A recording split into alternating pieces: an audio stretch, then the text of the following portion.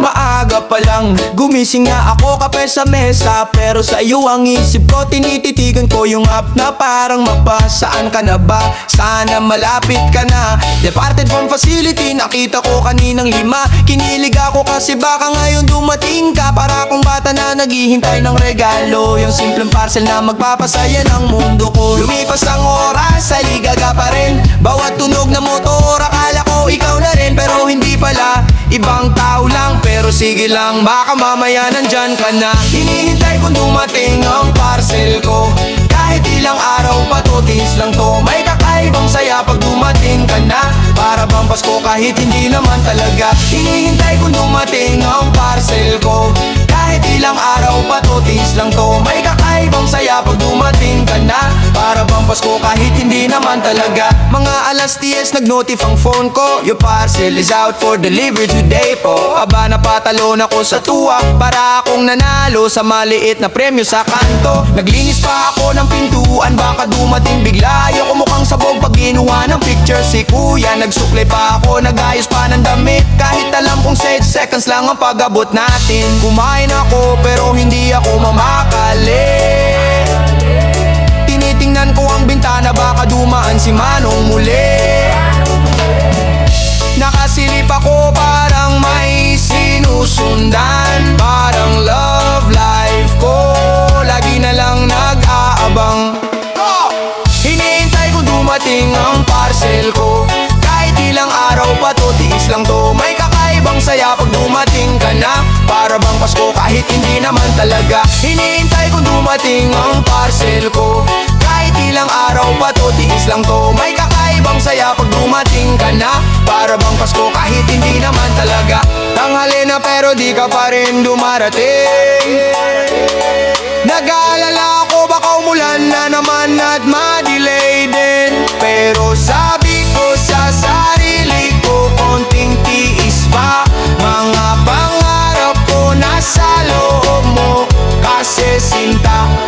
Bandang hapon, may kumatok na mahina delivery po. Ayun, nawala pagod bigla. Tinakbo ko talaga, parang may championship game. Nakangiti si kuya, sabi ko sir, thank you ulit. Nung nabuksan nakita, grabe ang saya. Gumaan ang mundo ko kahit simpleng bagay ka lang. Talaga ganyan pala ang feeling pag bagal kang nag-aabang. Pero worth it naman pag dumating rin sa wakas. Hinihintay kong dumating ang parcel ko. Kahit ilang araw pa to, tiis lang to. May kakaibang saya pag dumating ka na. Para bang Pasko kahit hindi naman talaga. Hinihintay kong dumating ang parcel ko. Kahit ilang araw pa to, tiis lang to. May kakaibang saya pag dumating ka na. Para bang Pasko kahit hindi naman talaga. Yow! Una pa lang, sabi ng seller ay 3 days lang po yan. Pero bakit parang naging 1 linggo na naman? Puro ako refresh, refresh, refresh. Pero yung tracker mo parang naka-freeze. Departed from warehouse lagi, pero hindi umaandar kung nasaan ka na ba pre. Nagpapaka-detective ako sa mga clue, pero parang wala pa ring progreso. Ano ba to? Na-delay na naman ang parcel ko. Di ko alam kung nasaan na to. Nag-aalala na ako ng totoo. Baka naligaw o baka tinulog mo. Na-delay na naman ang parcel ko. Di ko alam kung nasaan na to. Nag-aalala na ako ng totoo. Baka naligaw o baka tinulog chat ko, customer service pero temple lang sagot. Pasensya na po, ipa-follow up po namin. Noted parang pag-ibig mo. Puro pangako pero laging light ang kilos. Napaisip tuloy ako kung bagay ba talaga tayo. Parcel ka lang na sinusubok ang pasensya ko. Minsan kasi kahit excited napapagod din. Kung puro on the way pero walang dating. Gabi na pero wala pa rin. Sabi nila baka bukas pa kaya ayon tiisin. Pero ilang bukas pa ba ang kailangan para dumating yung matagal ko nang inaasam. Na-delay na naman ang parcel ko. Di ko alam kung nasaan na to. Nag-aalala na ako ng totoo. Baka naligaw o baka tinulog mo. Na-delay na naman ang parcel ko. Di ko alam kung nasaan na to. Nag-aalala na ako ng totoo. Baka naligaw o baka tinulog mo. Nung sumunod na araw parang miracle, may update bigla arrive at local facility ay blessed. Pero parang ayaw lumabas ng rider mo, baka nagtatago pa sa likod ng logo. Pinagdasal ko na talaga na dumating ka, kahit gabi, kahit umuulan pa. Wag lang sana another sorry for delay, kasi parang puso ko pagod na rin umasa Pero sige lang, malapit na siguro. Ganun talaga pag mahal mo ang isang bagay, pinipilit mo kahit delayed, basta dumating ka rin, okay na rin.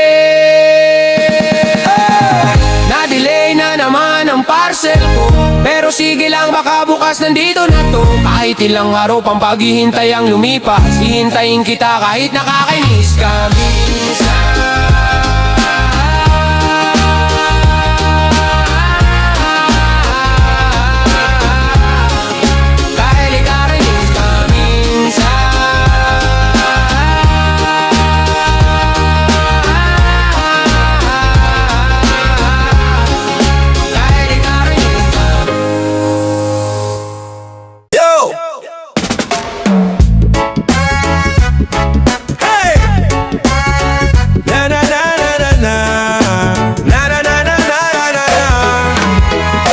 Doorbell ulit, ayan na naman. Hawak ni kuya yung parcel na matagal ko nang inaabangan. Pero teka, may problema ako ngayon. Wala akong cash, paano ko babayaran tong kahon? Natarenta ako, naghanap ng pera, pati bag ni mama hiniram ko bigla. Sabi ng kuya, sir, okay lang po, take your time. Pero napahiya ako lang pa pala ang nasa wallet ko ng slight cash on delivery. Kahit gipit, sige bili, siudid na naman kahit hindi kailangan. Pero bakit ba ang saya pag may dumarating sa harapan?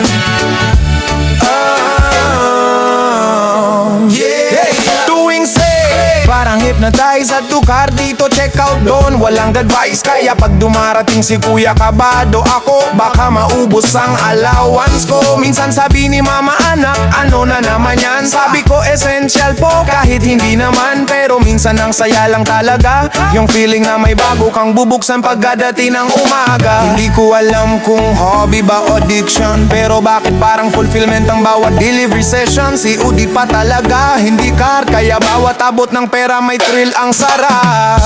Cash on delivery, kahit gipit, sige bili, siudit na naman kahit hindi kailangan. Pero bakit ba ang saya pag may dumarating sa harapan?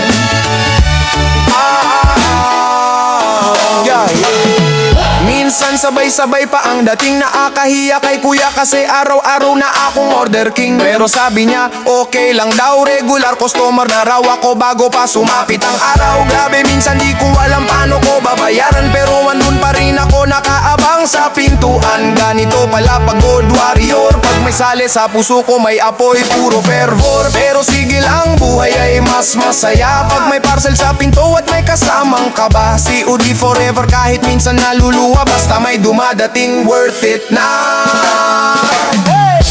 Cash on delivery, kahit tipid, sige bili, siudid na naman kahit hindi kailangan. Pero bakit ba ang saya pag may dumarating sa harapan?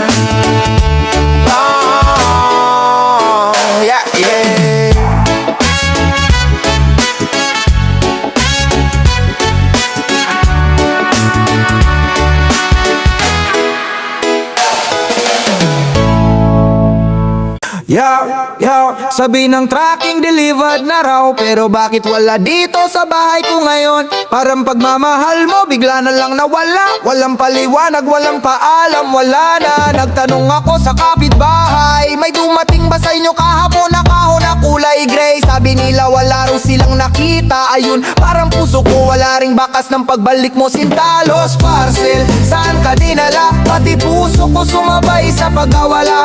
Nag-follow up ako, pero walang sagot, parang ikaw wala nang bala bumalik dito. Lubos parcel, saan ka dinala? Pati puso ko sumabay sa pagkawala. Nag-follow up ako, pero walang sagot, parang ikaw wala nang bala bumalik dito. Nawagan ko ang hotline, pero robot ito ang boses. Please hold, ilang minutes na parang walang process. Ganito rin nung iniwan mo ako. Walang habang hintay, walang malinaw na dulo. Naghahanap ako, nag-iimbestiga, pero parang usok, wala ka na. Sana man lang may trace, pero tinanggal mo pati footprint mo sa space. Baka napunta ka sa maling pinto, o baka ayaw mo na talaga dito. Baka iniwan mo na akong tuluyan, para parcel at tinangay ng hangin sa kawalan. Lost parcel, saan ka dinala? Pati puso ko sumabay sa pagkawala. Nag-follow up ako, pero walang sagot. Parang ikaw wala nang balak bumalik dito. Lubos parcel, saan ka dinala? Pati puso ko sumabay sa pagkawala. Nag-follow up ako, pero walang sagot. Parang ikaw wala nang balak bumalik dito. Sinubukan kong mag-claim form, baka sakali, pero sabi nila, sir, mahirap nang mahanap yan honestly. Parang relasyon nating na misplace, hindi matrace, hindi na ma-replace. Ang sakit pala mawala ng bagay na inalagaan, pero mas masakit mawala ng taong minahal mo ng totohanan. Sige na, kung saan ka man napunta, sana masaya ka na sa bago mong address, sinta. Ako dito nag-move on kahit mahirap. Hindi lahat ng nawala kailangang hanapin pa. Minsan, dapat bitawan na. Lost parcel, saan ka dinala? Pati puso ko sumabay sa pagkawala. Nag-follow up ako, pero walang sagot. Parang ikaw wala nang balak bumalik dito. Lubos parcel,